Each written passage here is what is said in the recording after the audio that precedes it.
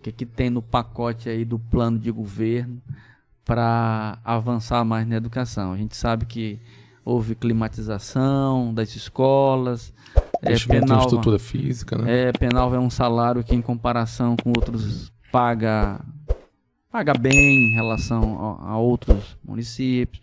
A gente tem no plano da parceria com o Estado, o Pacto pelo Fortalecimento da Aprendizagem, com uma parceria muito boa com os municípios. O Estado está aí, através do programa Escola Digna, premiando prefeitos, selo prefeito, prêmio Escola Digna, uma série de premiações para tirar o Maranhão de alguns dados não tão positivos, a despeito do avanço que se teve. Mas no âmbito municipal, o que Guerra tem para avançar ainda mais, porque a gente precisa chegar perto dessa média nacional, no mínimo, né? Olha, quando a gente fala de média nacional, a gente precisa entender que a gente está na região Nordeste, né, uma das regiões mais pobres do país, e a gente está no estado do Maranhão, um dos estados mais pobres, né, do país, e a gente está numa região da Baixada, uma região que é menos favorecida do nosso estado. Né? Então, assim, a gente precisa tratar a média nacional de uma forma e ter a média local das nossas cidades, aqui que vizinhos, né, que fazem limítrofes com Penalva, e fazer esse tipo de comparação. Eu tenho um olhar muito voltado, né, Gonçalo, para a educação, porque eu vim do berço da educação. A minha mãe é professora. Né? Minha mãe é professora, funcionária pública, passou por dificuldades para poder também levar a educação às crianças. E eu acho que o professor ele é movido pelo sentimento. Hoje a gente tem um profissional valorizado, mas por muitas décadas a gente não tinha. Né? Os profissionais da educação faziam aquilo por amor, por sentimentos, né? Movido num sentimento de levar realmente a educação às pessoas. E eu nasci politicamente num grupo, como eu falei há pouco, que sempre teve a educação como bandeira. Né? Então pode ter certeza que a gente vai continuar avançando sim na educação, transformando a educação de Penalva. Né? Eu acho que a gente pode fazer investimentos, por exemplo, num quesito que pega muito, que as pessoas às vezes ficam batendo, que é a questão do transporte escolar. A gente pode fazer isso, melhorar essa questão do transporte escolar. A gente já faz hoje um investimento, né, na capacitação dos professores. Os professores de Penalva hoje eu tenho orgulho de dizer que são dos melhores da nossa região. A gente vem fazendo um esforço assim fora do comum para levar a educação a essas pessoas. E o que eu posso prometer, ou se é promessa, ou se é compromisso, é que ter um olhar muito próximo. Ter um olhar próximo dos professores, próximo das crianças, e estar ali. Dificuldades vai ter no meu governo, teve no de Ronildo, teve no de Zeca, no de Edmilson, no de Roberto. Se você conversar com o Roberto aqui, ele vai te dizer que também passou por dificuldades. Né? Eu e Pierre a gente não vai ter? Claro que vamos ter. Agora, a forma como a gente vai enfrentar esses problemas, essas dificuldades, é que vai dizer se o nosso governo serve ou não serve para Penalva. E tu pode ter certeza que nós vamos enxergar a educação como bandeira principal do nosso governo. Além do que é feito, deixa eu te dar uma informação que me chamou a atenção no IBGE. Porque assim, você está colocando, você tem uma média, mas nessa média você tem uma série de especificidades, né? Olhando os dados do IBGE, se você pega os municípios fora a região sul-sudeste, principalmente a região sul, que é uma outra situação, você pega a maioria dos municípios que estão abaixo de 100 mil habitantes, é onde se tem os maiores problemas de analfabetismo. Os municípios que têm uma zona rural maior, que é o nosso caso, são 217 municípios. Apresentam geralmente dados inferiores em matéria de alfabetização. E aqui em Penalva ainda tem uma outra situação. É que você tem uma pequena comunidade, mas aquela pequena comunidade é uma questão de honra para elas ter uma escola com 10 alunos, com 15 alunos. E assim, os números, e obviamente que isso não é algo válido para todas as situações, mas a pesquisa ela lida com o geral, ela precisa padronizar, né? Se você tem uma escolinha pequena aqui, a outra ali, a outra ali, a outra ali, e em nenhuma delas você consegue oferecer um serviço de qualidade, porque imagina, você ter que colocar em cada uma escola um acompanhamento pedagógico, um gestor. Tem escola aí que está isolada, que tu não consegue saber se o professor está lá dando aula. Você não consegue, não tem como monitorar esses... E aí você tem, por exemplo, a região lá onde eu nasci. Bem na Pedrinha, ali no centro do meio, você tem uma escola. Menos de 1 quilômetro depois, na Boa Esperança, você tem uma outra escola. E no Jaraguaia, uma outra escola. No centro do meio, mais à frente, outra. 1 quilômetro mais do centro do meio. Do Jaraguaia para o centro do meio deve dar 1 quilômetro e alguma coisa, mais ou menos. Acho que isso. Então, você distribui pequenas escolas, só que nessas pequenas escolas você não consegue oferecer.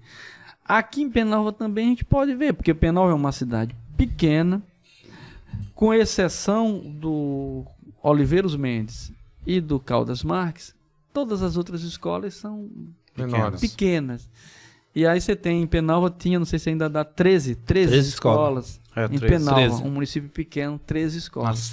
Tem cidade. 89 escolas na tem cidade aí que a população inteira de Penalva estuda em uma única escola.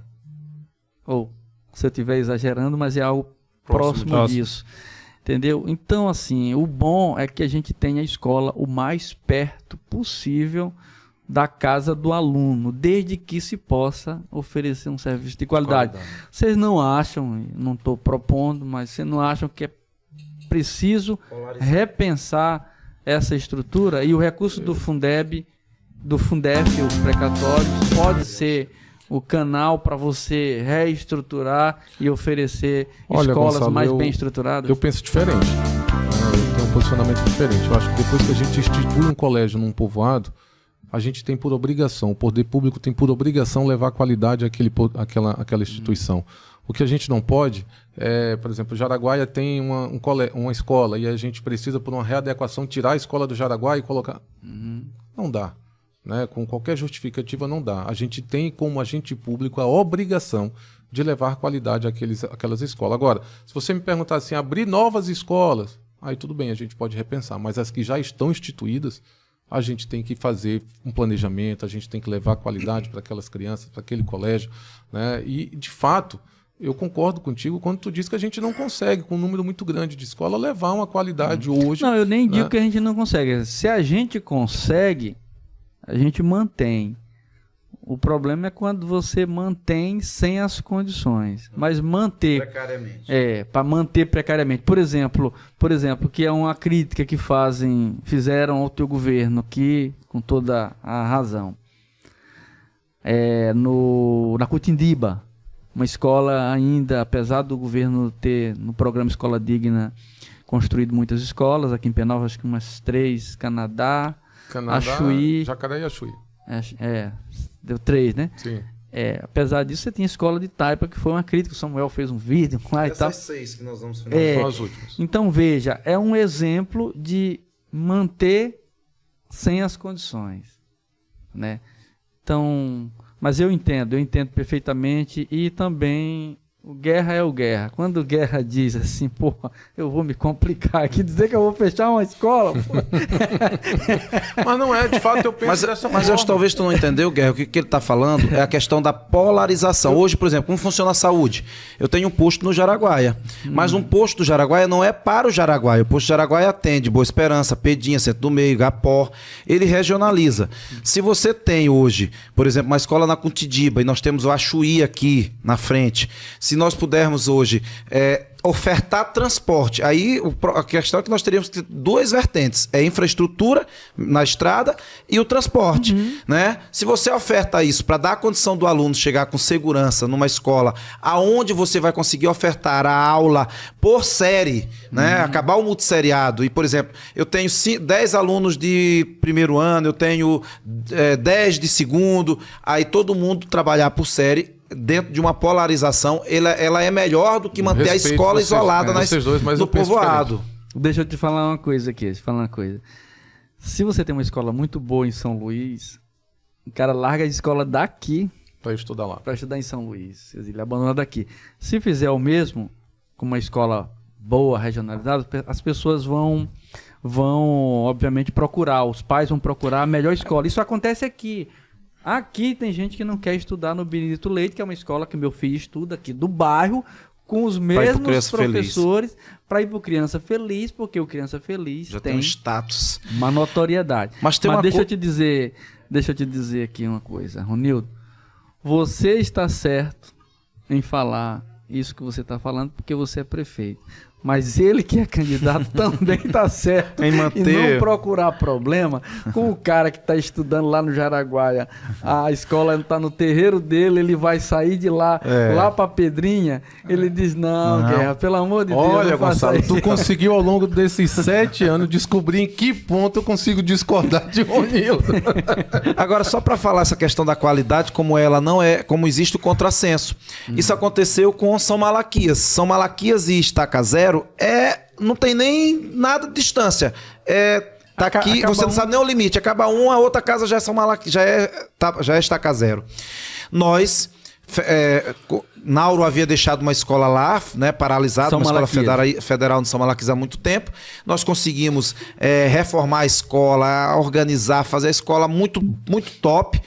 Nós fechamos a escola da Estaca Zero e forneci bicicletas para todos os alunos, que eram na média de 7... Não sabia disso. Pô, mas ganhar uma bicicleta... Forneci bicicleta. Beleza, com os alunos eu tenho certeza que não tivemos problema. O dia da inauguração foi uma emoção, foi entrega de bicicleta, foi tudo top. Eu só fui saber a consequência do que tu tá dizendo, que é o que Guerra hoje, como pré-candidato, precisa se esquivar, é a consequência disso. Quando eu cheguei na Estaca Zero para pedir voto, a comunidade estava com ódio de mim.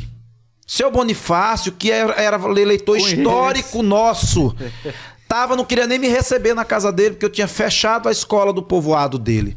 Porque existe uma rivalidade, assim como existe de São Brás e Caju, Formigas e Santa Maria, existe com São Malaquias e Estaca Zero. E aí, o fechar a escola, os pais não enxergaram a oferta da qualidade que nós oportunizamos com a escola do São Malaquias, uma escola boa, arejada, ventilada, com um bom quadro de professores, aluno estudando por série, transporte ofertado. Eles não enxergaram isso. Eles ficaram zangados e me deu trabalho. Se eu fosse um político, né, mais fraco, eu nem tinha adentrado as casas da Estaca Zero. Mas aí eu enfrentei, chamei o líder, ele me esculhambou quase 2 horas numa casa. Aí nós fomos em cima, fomos embaixo, aí depois eu consegui desconstruir e foi que ele saiu comigo nas casas. Mas foi terrível, né? Então tem essa situação, né? Que Guerra tá certo quando diz também que e aí é um desafio para ele, né? De fato, ao invés de fechar as escolas e polarizar, ele melhorar as condições, né? Adequar as escolas para funcionar em boas condições. Perfeito. Deixa o recado, fique tranquilo que a gente não vai fechar a escola, viu? Fala isso aí para companheiros educadores, meu irmão. Mas aqui eu tenho que provocar, viu, pessoal? Tem que provocar para ver como é que tá aí.